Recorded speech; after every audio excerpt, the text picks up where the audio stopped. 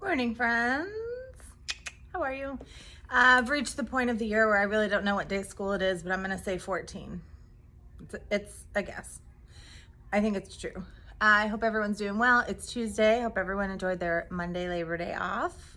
And those of you who are just starting school after Labor Day, welcome to the madness. Anyway, I was thinking a lot this weekend about classroom community and like behavior management, because I think I made some mistakes this year starting. I don't think I spent enough time like creating classroom community and really enforcing behavior management. I don't know. It happens, a lot was going on. I felt a lot of pressure with new curriculum. I'm teaching something I didn't really plan on teaching.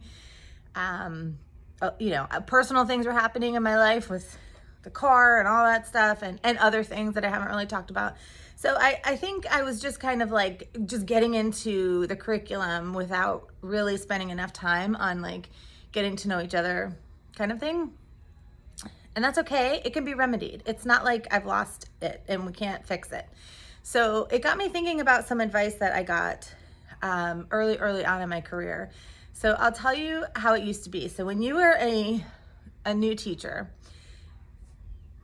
I'm not gonna say how many years ago, but way back in the day, when you were a new teacher, you were assigned, at least in Florida, like 2 mentor teachers. One was like your main person and one was like the secondary person. And these were your people. Like you went to them for whatever you needed. They would come check in on you.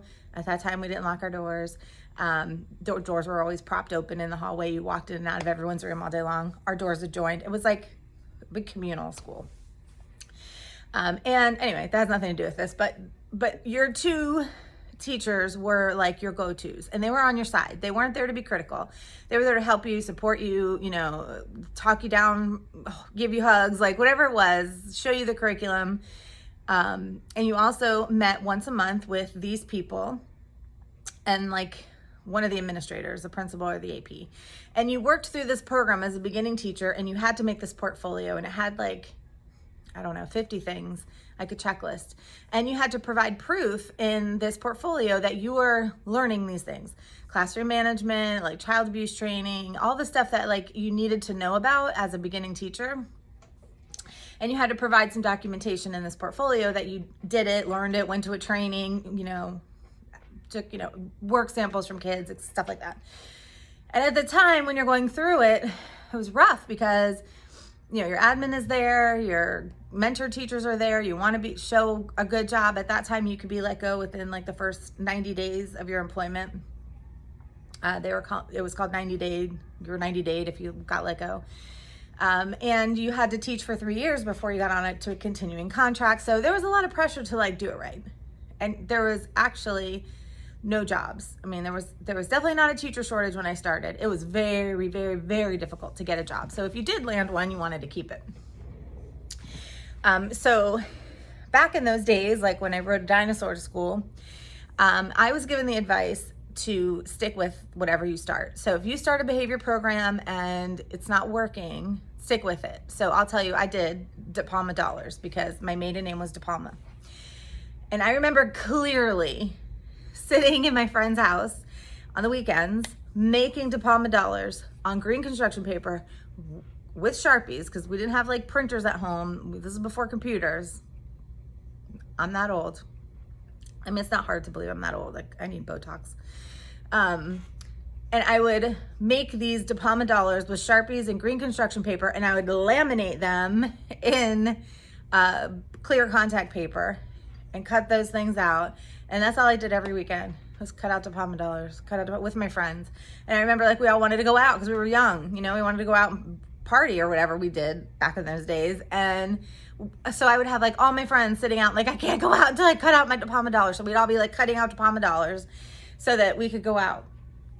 And I had to stick with it because that was the advice I was given. Nope, you started it, stay with it. But in order to keep it going, I needed to give them more dollars. And I was reusing some, but they were construction paper with, contact paper laminating. So they were falling apart all the time and like getting lost and ripped and whatever. So It was a nightmare. P.S. I hated classroom economy stuff from then on, but I stuck with it because I was told to stick with it. Now, I would give you very different advice. If you are doing something in your classroom and it is not working, change it. That is insanity to just keep doing something that's not working. Don't do that. If you are using a classroom economy and it is driving you, stop. If you're using tickets and it's not working, stop. If you're using something and it's just not working for you, table points, whatever it is, stop. Don't just stop in the middle of the day and say, that's it, we're not doing it anymore without a plan. Like, plan something else and get ready for it to be introduced to your kids. But don't keep doing something that's not working. I mean, that's just insanity. Like, I'm doing tickets with my kids. They seem to really like it. The only problem is I'm not getting any donations for like stuff for them to buy. So it's not quite as motivating because there's not a lot for them to buy yet with the tickets. So I guess I'm going to have to start buying some stuff. Whatever, it's fine. Whatever, it's fine. It's really not fine, but whatever, it's fine.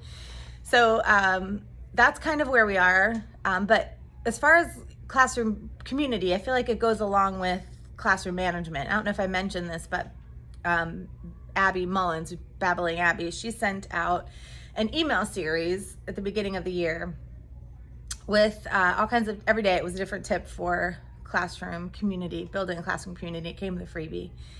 And I was so like, at the beginning that I just didn't have time because it came out right as I was coming back. It wasn't before I was going back.